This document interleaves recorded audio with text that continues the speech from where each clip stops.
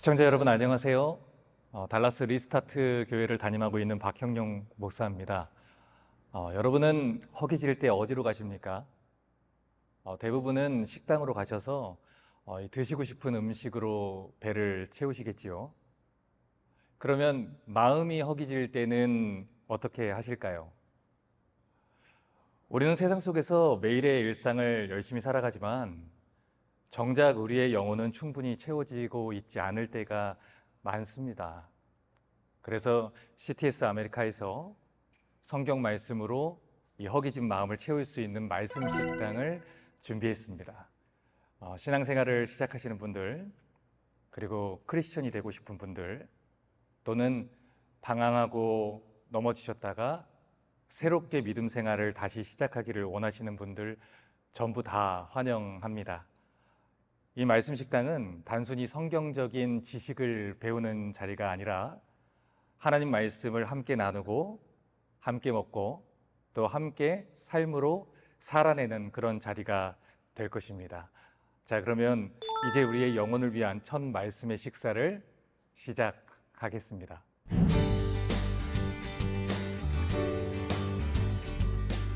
오늘부터 5번에 걸쳐서 우리 성경의 창세기라는 책을 가지고요, Start and Restart라는 제목으로 여러분과 하나님 말씀을 나누게 될 것입니다. 자, 그런데 먼저 질문을 하나 드리고 시작을 하려고 해요. 여러분, 성경의 첫 번째 책이 무엇입니까? 창세기지요. 이 창세기라는 제목을 그대로 번역을 하면은 세상을 창조한 기록이라는 뜻이에요. 그리고 이 창세기를 영어로는 제네시스라고 하지요. 이 제네시스라는 단어는 그리스어에서 온 단어입니다. 이 단어의 뜻은요, 기원, 창조, 시작, 태어남, 이런 뜻이 있어요. 그러니까 영어 성경의 제목도 모든 것의 시작을 기록한 책이다. 자, 이렇게 보시면 되는 것이죠. 그래서 성경의 첫 번째 책인 이 창세기는 성경에서 가장 중요한 주제라고 할 수 있는 창조, 타락, 구원에 대한 모든 것의 시작에 대한 이야기를 하고 있어요. 이 세상의 시작과 죄의 시작, 그리고 하나님이 구원하신다라고 하는 구원의 약속에 대한 시작의 이야기를 하고 있지요. 이 창세기라는 책을 이해하기 위해서는 우리가 이 창세기라는 책이 어떻게 시작하고 있는지를 주목할 필요가 있는데요. 자, 창세기 1장 1절을 같이 보겠습니다. 태초에 하나님이 천지를 창조하시니라. 자, 이 창세기 1장 1절이 선포가 되고 나서 1장 2절부터 2장까지의 내용은 하나님이 천지를 이렇게 창조하셨다라고 보충 설명하는 구조를 가지고 있어요. 자, 쉽게 설명하면 하나님이 천지를 창조를 하셨다. 그런데 창조하신 과정이 이러하다. 이렇게 구체적인 설명을 하고 있다라는 거예요. 그래서 이 창세기 1장을 보면은 1장에서만 하나님이 하셨다라는 표현이 20번 넘게 기록되어 있습니다. 자, 그러니 이 성경은 온 우주 만물을 누가 만드셨다? 하나님이 만드셨다. 이거를 의도적으로 강조를 하고 있다라는 것이죠.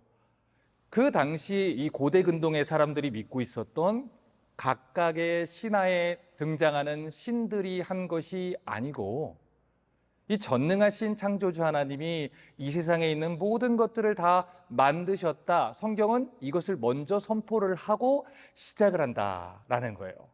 그래서 이 천지 창조의 기록은 하나님이 만드시니 그대로 되니라라는 구조 아래에서 기록되어 있고요. 이 말은 우주 만물이 하나님의 뜻과 하나님 말씀대로 존재하게 되었다라는 것을 확증해 주는 겁니다.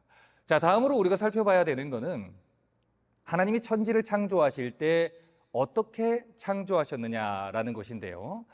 이 창세기 1장을 여러분이 읽어보시면 11번이나 하나님이 이르시되라고 기록하고 있는 것을 발견할 수 있어요. 10번 이상이나 얘기를 하고 있는 것이죠.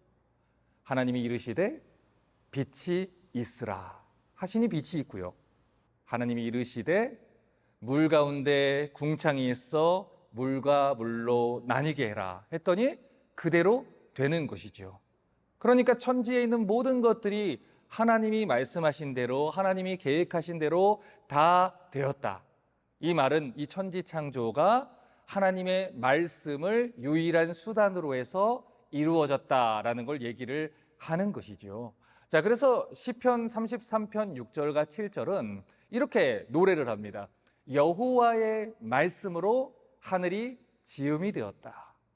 그 만상이 그 입기운으로 이루었도다. 이렇게 시편 기자가 찬양을 하는 것처럼 성경은 하나님의 말씀으로 하늘이 지음을 받았고 바다도 지음을 받았다. 하나님 말씀 외에는 그 어떤 수단도 천지 창조에 동원되지 않았다. 이렇게 얘기를 합니다. 그래서 우리가 하나님이 사용하신 이 창조의 재료를 이야기할 때 이 세상이 아무것도 없었던 것에서 창조가 되었다. 그러니까 하나님이 이 세상에 원래 존재하던 것을 그냥 다시 재배열하고 재배치해서 조율만 하신 게 아니고 아무것도 없는 것에서 시간과 공간 너머에 계신 하나님이 이 세상의 원인과 이유가 되셔서 천지를 창조하셨다. 그분이 바로 이 세상의 창조주다라는 걸 선포하고 시작한다라는 것이지요. 자, 그렇게 하나님께서 이 창세기 1장과 2장에 걸쳐서 천지를 다 창조하시고 하나님의 형상대로 지으신 남자와 여자에게 모든 것을 다 누릴 수 있는 은혜를 주셨어요. 그런데 이 창세기 3장으로 와보니까 아주 비극적인 사건이 벌어지게 됩니다. 인간이 이 뱀의 게임에 넘어가서 죄를 짓게 되지요. 그리고 그 이후로 인간이 하나님 앞에서 추방되게 되고요. 저주를 받게 됩니다. 여러분, 하나님은요, 아담과 하와가 하나님 곁에서 행복하게 교제하며 살기를 바라셨어요. 그런데 그들이 의도적으로, 고의로 자기들의 자유의지를 가지고 하나님의 법을 어긴 것이지요. 그래서 하나님과 더불어서 모든 것을 다 누리던 인간이 한순간에 죄의 노예가 되어버리고 한순간에 사망의 지배 속으로 들어가게 되는 겁니다. 그래서 창세기 3장 9절을 읽어보시면 하나님이 아담을 애타게 찾아요. 아담아, 네가 어디 있느냐? 이렇게 찾고 부르시지요. 자, 그런데 이 성경 구절을 보면서 우리가 이런 퀘스천을 좀 해야 돼요. 사실 이 하나님의 속성 중에는 전지성이 있거든요. 모든 걸 다 아신다라는 게 하나님의 속성이죠. 그리고 또 편재성이라는 속성이 있어요. 하나님이 어디에나 계신다라는 속성이지요. 자, 그러면 모든 것을 다 알고 계시고 모든 것을 다 보고 계시는 하나님이 아담이 어디 있는지 몰라서 이렇게 물으셨냐라는 것이죠. 당연히 아니지요. 하나님은 이미 어떤 일이 벌어졌는지, 사람이 무슨 죄를 저질렀는지 이미 다 알고 계셨습니다. 그래서 여러분, 우리가 성경을 해석할 때는 이 성경이 하나님의 언어지만 인간의 언어로 표현되었다라는 걸 좀 이해하실 필요가 있어요. 쉽게 말하면 표면적으로 드러나는 말하고 그 안에 담겨져 있는 의미를 동시에 생각해야 될 때가 있다라는 거지요. 아담이 어디 있는지 몰라서 그의 위치를 파악하기 위해서 물으신 것이 아니에요. 오히려 지금 이 말에는 네가 어쩌다 그렇게 됐니? 어쩌다 그런 상태에 처하게 됐니? 내가 너에게 불순종하게 되면, 죄짓게 되면 반드시 죽게 될 거라고 얘기하지 않았니? 이런 속상한 마음이 담겨 있다라는 것이죠. 그리고 또 한 가지 생각해 보면요, 사실 이 아담과 하와의 죄는요, 단순히 선악을 알게 하는 그 열매, 선악과라고 보통 하지요. 그 열매 하나를 따먹은 것이 아닙니다. 여러분, 그들의 죄는요, 하나님의 말씀을 믿지 못한 거예요. 하나님이 세우신 법을 어긴 겁니다. 창세기 2장 16절 17절을 보면요, 이렇게 얘기하세요. 여호와 하나님이 그 사람에게 명하여 이르되 동산 각종 나무의 열매는 네가 임의로 먹되 선악을 알게 하는 나무의 열매는 먹지 말라. 내가 먹는 날에는 반드시 죽으리라. 세상을 창조하신 창조주, 주인 아닙니까? 이 세상의 주인이신 하나님이 아담과 하와에게 분명하게 얘기를 했다라는 것이지요. 이 모든 것들이 나로 말미암았고 내가 온 세상의 주인이라는 것을 네가 믿는다면 나의 명령을 믿고 이 선을 넘어오지 말아라. 이 열매를 먹지 말아라. 자, 그러니까 아담과 하와가 하나님의 다스림을 거부하고 스스로 인생의 주인이 되기를 원한다면 하나님 말씀에 불순종하고 나는 나 하고 싶은 대로 하겠습니다 라고 열매를 먹을 것이고요. 하나님 뜻에 순종하며 살기를 원했다면 그 열매를 먹지 않았을 겁니다. 여러분, 이거는 굉장히 중요한 개념이에요. 아담과 하와가 하나님 말씀에 순종한다라는 것은 단순히 그냥 열매 하나를 먹지 않는 그런 정도가 아닙니다. 그 열매에 담겨진 창조주 하나님의 약속을 믿고 난 하나님 말씀을 믿어요. 하나님 말씀에 저는 순종할게요. 이렇게 순종한다라는 것이지요. 그러니까 만약에 아담과 하와가 계속해서 하나님 말씀에 순종했다면 그들이 순종하는 이유는 자신의 인생의 주인이 하나님이라는 것을 인정하고 하나님이 세우신 이 창조 질서대로 살아야 한다라는 것을 믿었기 때문에 순종하는 것입니다. 하나님 말씀하신 대로 저 열매를 먹으면, 하나님의 말씀에 불순종하면 반드시 말씀대로 나는 죽게 될 거야. 이 사실을 믿게 되기 때문에 순종하게 된다라는 것이죠. 그런데 이 아담과 하와가 선악과를 먹었어요. 이유는 그게 맛있을 것 같아서가 아닙니다. 선과 악을 분별하는 데 있어서 하나님과 같이 되는 것.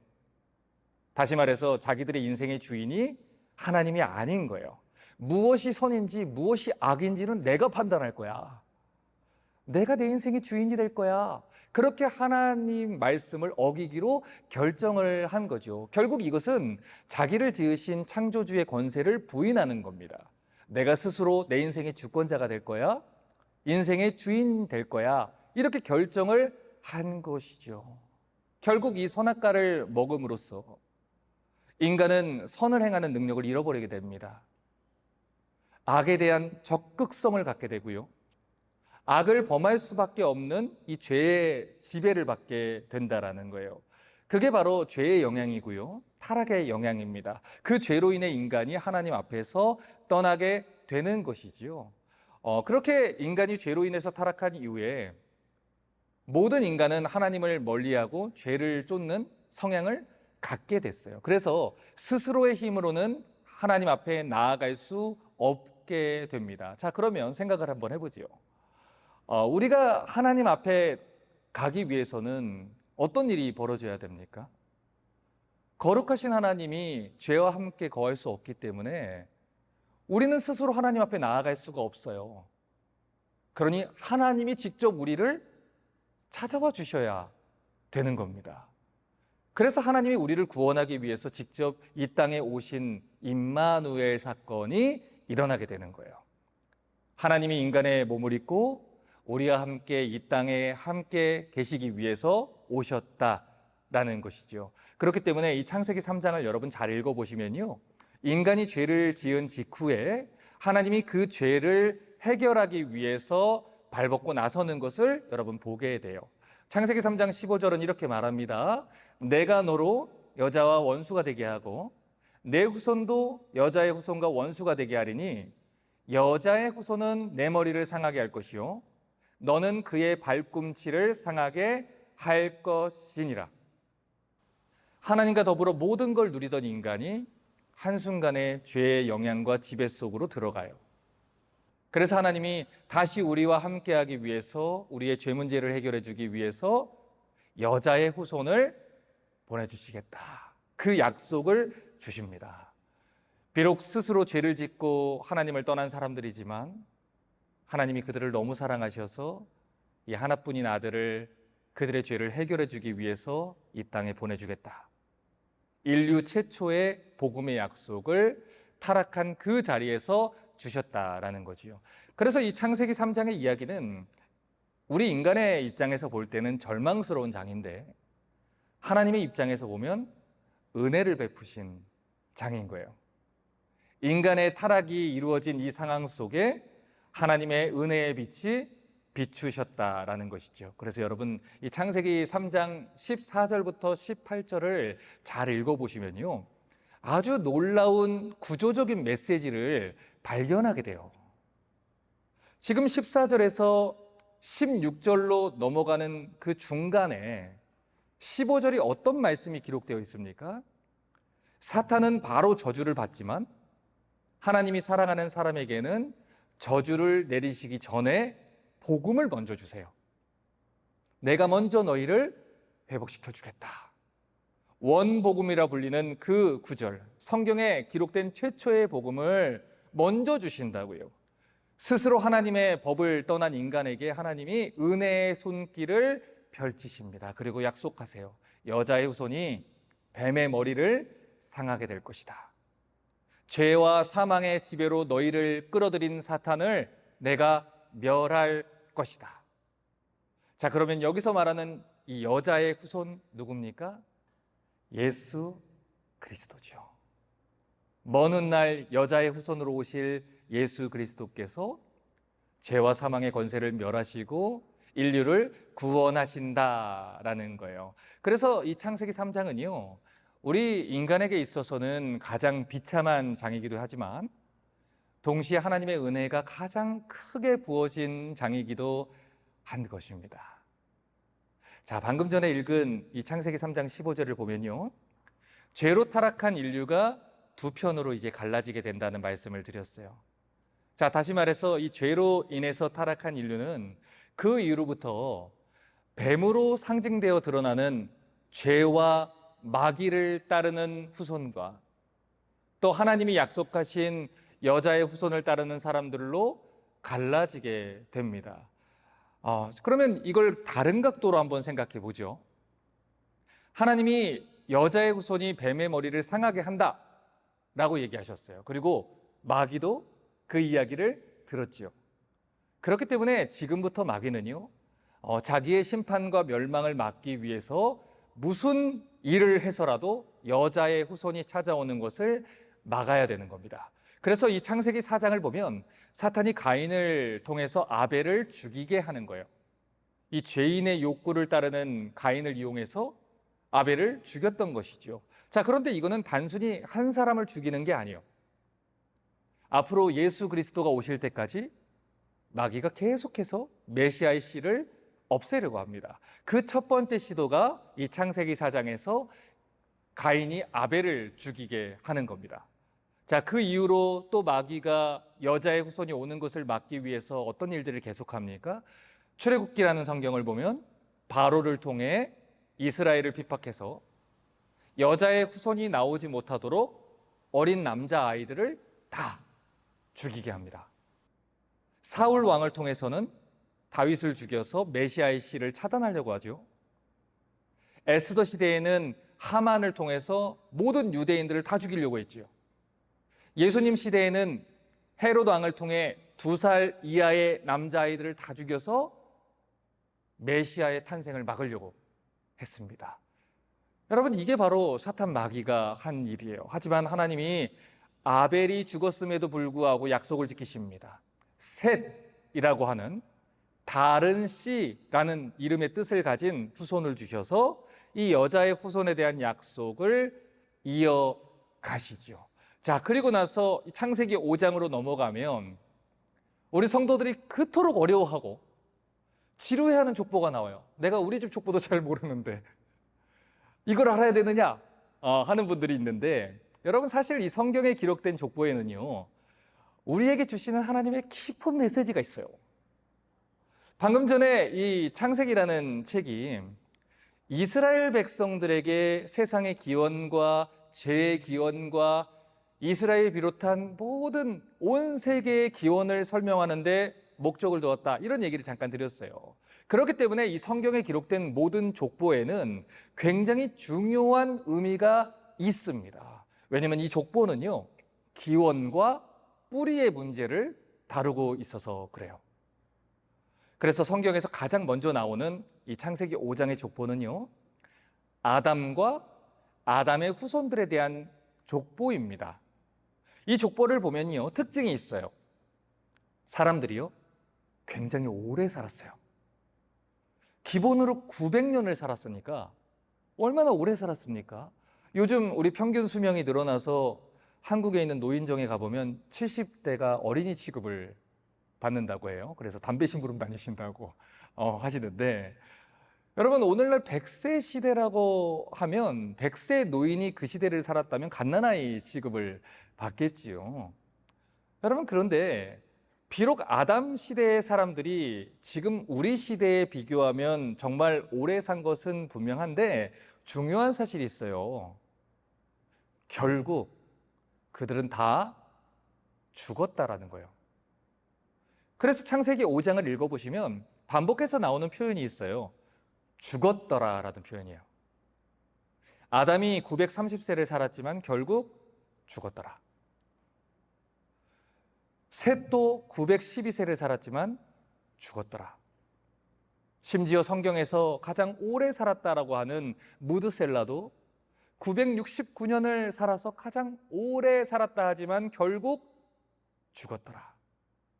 그러니까 이 죽었더라라는 말이 반복해서 나오는 이 족보는 하나님의 법을 떠난 인간이 죄와 사망의 지배 아래 놓였다는 것을 우리에게 이야기하는 것입니다. 자, 그런데 모두가 다 죽어야 했던 그 사람들의 운명 속에서 우리 하나님이 어떤 일을 행하십니까?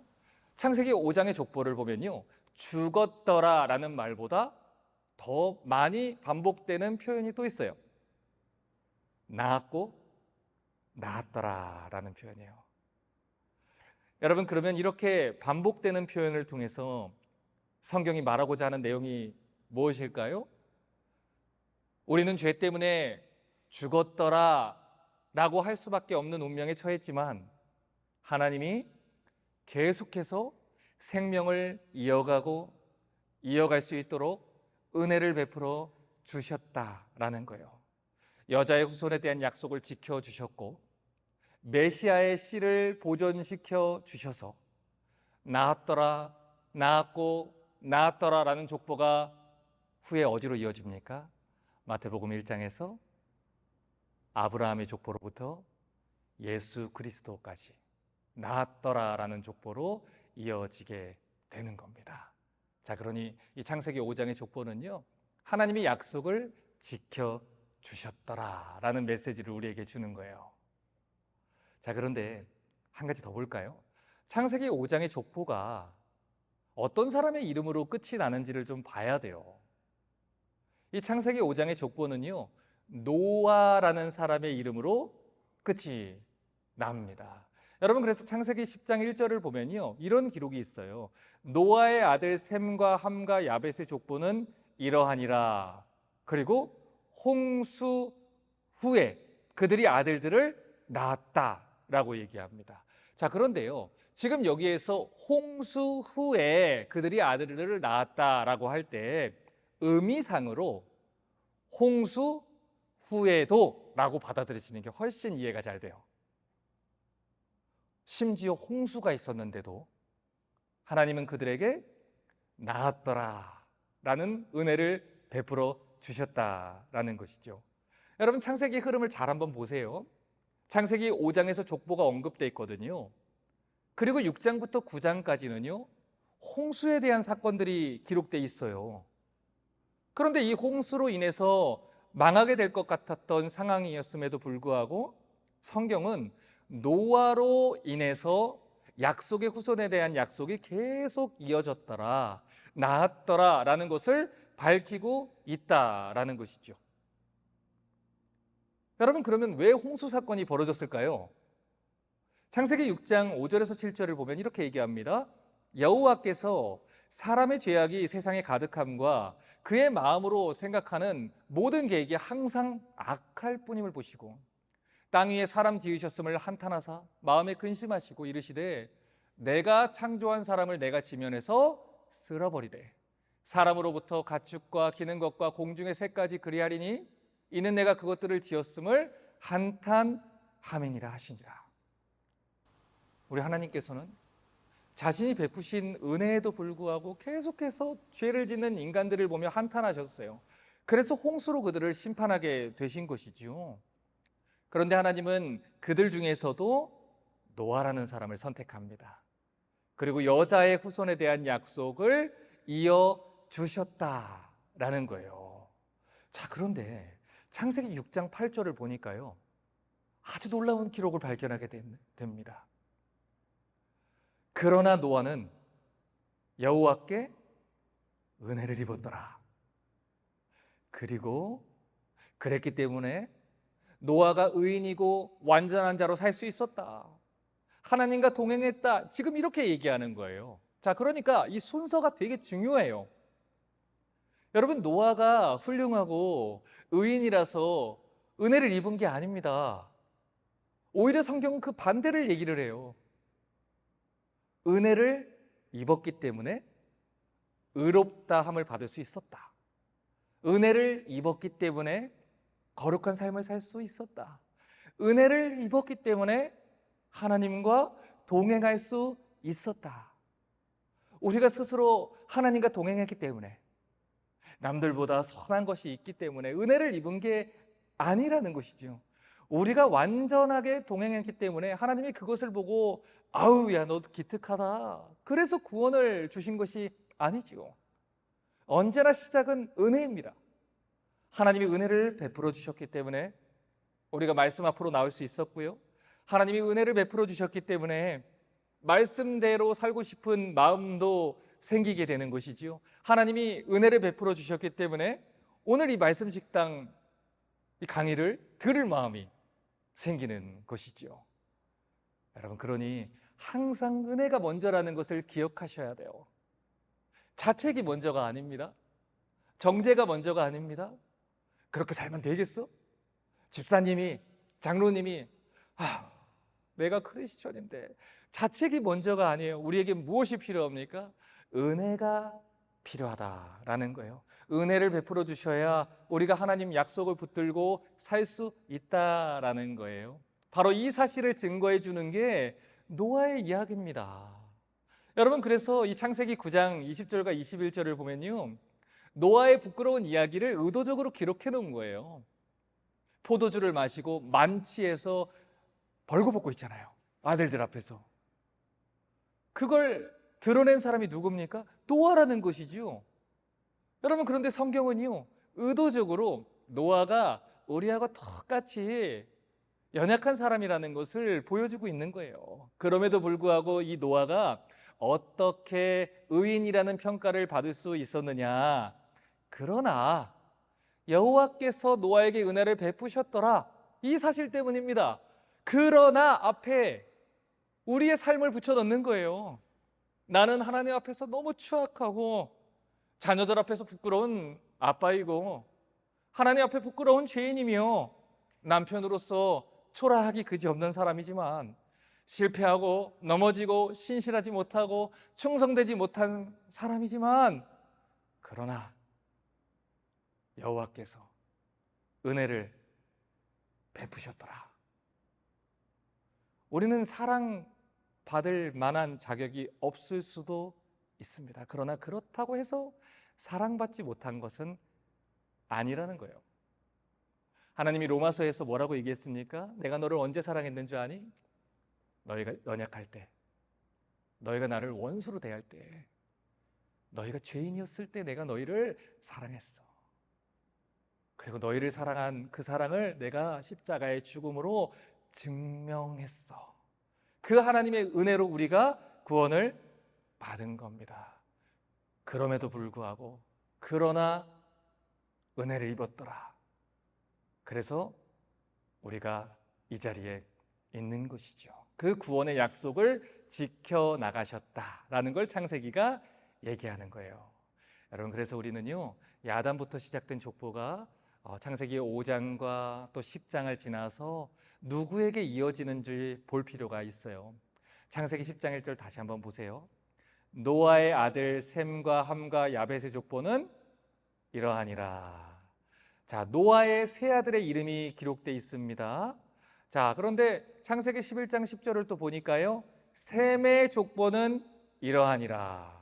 이 노아의 아들 중에서 하나님이 셈이라는 선택을 합니다. 그리고 이 셈의 후손이 어디까지 이어집니까? 창세기 11장 26절에 데라는 70세에 아브람과 나홀과 하란을 낳았더라. 여기서 등장하는 이 아브람이 나중에 아브라함으로 이름이 바뀌는 이스라엘의 조상이잖아요. 자, 그러니까 창세기의 첫 번째 독자였던 이스라엘이 지금 이 부분을 보면서 어떤 감격을 느꼈을지 생각을 해보셔야 돼요.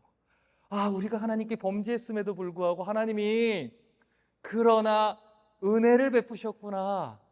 그러나 아브람은 은혜를 입었더라. 우리를 선택하시고 약속을 기억하셔서 우리를 구원하셨구나. 하나님이 이스라엘이 이러한 감격을 가지고 하나님을 예배하기를 원하셨다라는 겁니다. 자, 이제 마지막으로 한 가지만 더 보고 오늘 정리를 한번 해볼까요? 창세기 10장 그리고 11장에 기록된 이 족보를 보시면요, 10장 2절부터 야벳의 족보가 있고요, 6절부터 함의 족보가 있고요, 21절부터 셈의 족보가 나와요.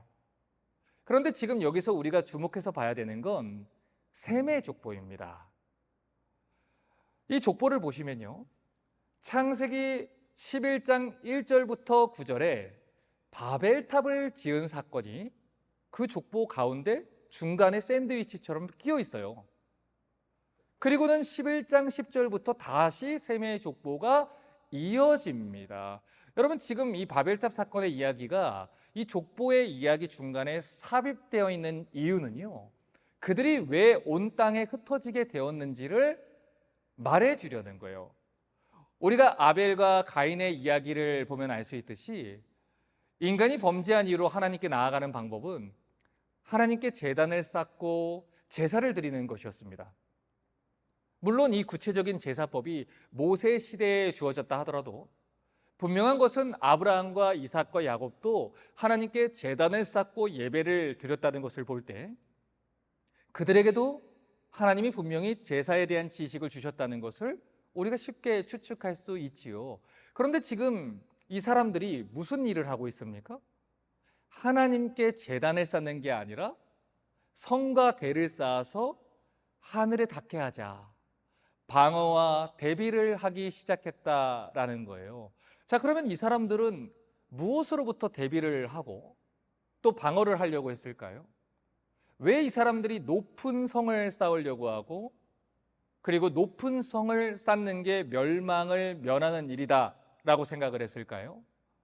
창세기 9장 11절은 이렇게 말합니다. 내가 너희와 언약을 세우리니 다시는 모든 생물을 홍수로 멸하지 아니할 것이다. 땅을 멸할 홍수가 다시 있지 아니하리라. 여러분, 이전에 하나님이 분명히 약속하셨잖아요. 다시는 홍수가 있지 않을 것이다. 그런데 인간이 하나님의 약속을 또다시 믿지 못한 거예요. 그리고 바벨탑을 짓기 시작한 겁니다. 하나님 말씀은 내가 믿지 못하겠고요, 혹시라도 홍수가 또 오면 심판받을 것인데 죄는 또 포기하고 싶지가 않아요.